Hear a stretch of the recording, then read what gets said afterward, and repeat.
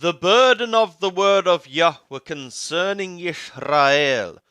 Thus saith Yahweh, who stretcheth forth the skies, and layeth the foundation of the earth, and formeth the spirit of man within him.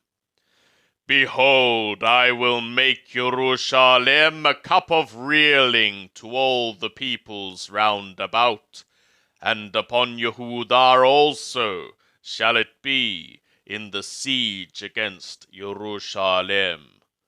And it shall become in that day that I will make Jerusalem a burdensome stone for all the peoples.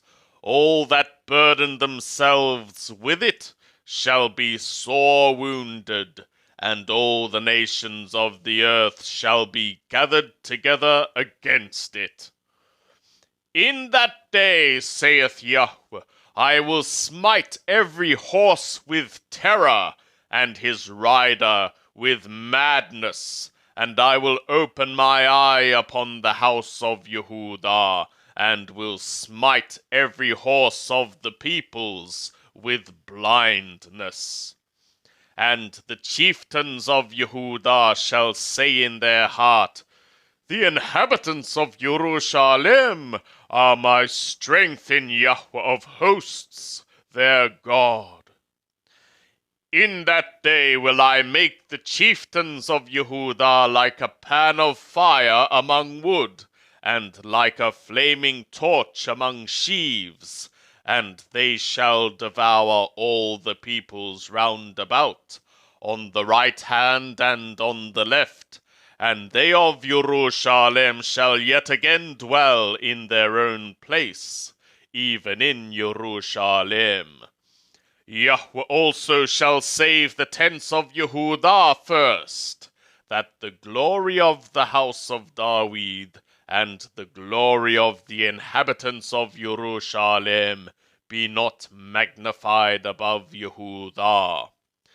In that day shall Yahweh defend the inhabitants of Jerusalem, and he that is feeble among them at that day shall be as David, and the house of David shall be as God, as the messenger of Yahweh before them. And it shall become in that day that I will seek to destroy all the nations that come against Jerusalem. And I will pour upon the house of David and upon the inhabitants of Jerusalem the spirit of grace and of supplication, and they shall look to me, whom they have pierced, and they shall mourn over him as one mourneth over the only son, and shall be in bitterness over him as one that is in bitterness over the firstborn. In that day shall there be a great mourning in Jerusalem, as the mourning of Hadad Rimmon in the valley of Magedon.